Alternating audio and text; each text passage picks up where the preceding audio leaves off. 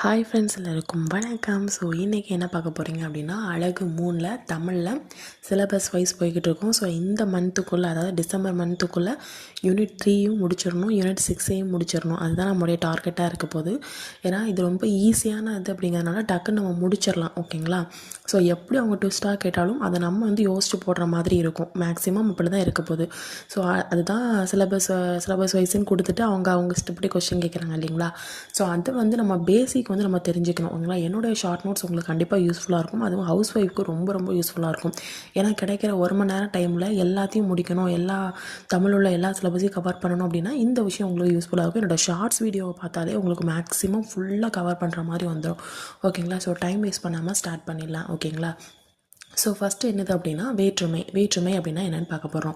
பெயர்ச்சொல்லுடைய பொருளை வந்து வேறுபடுத்துறது தான் என்னது அப்படின்னா வேற்றுமை அப்படிங்கிறாங்க.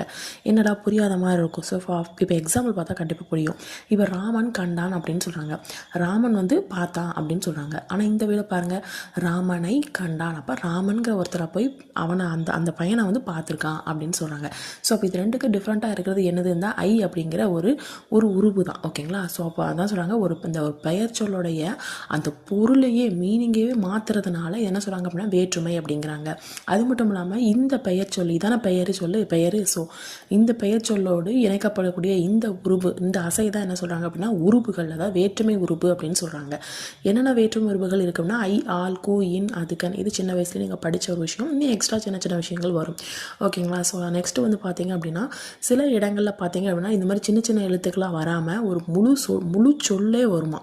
ஓகேங்களா? அதுக்கு பேர் என்ன சொல்கிறாங்க, சொல்லுருபுகள் அப்படின்னு சொல்கிறாங்க. இந்த எக்ஸாம்பிள் பார்த்தா உங்களுக்கு புரியும். இப்போ ஓவியர் தூரிகையால் ஓவியம் தீட்டினார் வந்திருக்கு. இதில் ஆள் அப்படிங்கிறது வந்து உங்களுக்கு இது வேற்றுமை உருபுகள். ஓகே, வேற்றுமை உருபு இந்த இருக்குல்ல ஆள்.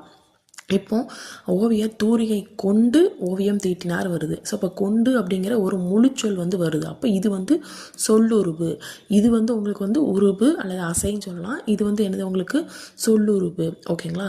ஸோ இதில் பார்த்தீங்கன்னா 8 டைப்ஸ் வந்து இருக்குது. முதல் வேற்றுமை, 2ஆம் வேற்றுமை, 3ஆம் வேற்றுமை, 4ஆம் வேற்றுமை, 5, 6, 7, 8 வேற்றுமை இருக்குது. அதில் முதல் வேற்றுமைக்கும் 8வது வேற்றுமைக்கும் உங்களுக்கு உருபு கிடையாது. ஓகேங்களா? இது வந்து உங்களுக்கு 2வது வேற்றுமையிலேருந்து 7வது வேற்றுமை வரைக்கும் 2, 3, 4, 5, 6, 7 இதுக்கு எல்லாத்துக்கும் உங்களுக்கு உருபு வந்து இருக்குது. ஓகேங்களா? ஸோ இப்போ வந்து வேற்றுமை உருபுகள் வந்து அந்த இடத்துல வந்து இடம் பெற்றிருக்குன்னு வச்சுக்கோங்க. ஓகேங்களா? அந்த தொடரை வந்து என்ன சொல்கிறாங்கன்னா வேற்றுமை தொடர்னு சொல்கிறாங்க. சப்போஸ் வேற்றுமை உருபுகள் இருக்க வேண்டிய அந்த இடத்துல வந்து அந்த வேற்றுமை உருபு இடம் பெறாமல் மறைஞ்சு இருந்துச்சு அப்படின்னா அது வேற்றுமை தொகைன்னு அர்த்தம். அதாவது தொகைனா என்னது, மறைந்து அப்படின்னு அர்த்தம். ஓகேங்களா? ஸோ வேற்றுமை தொடருக்கும் வேற்றுமை தொகைக்கும் உள்ள வித்தியாசம் பாருங்கள். தொகைனா மறைஞ்சு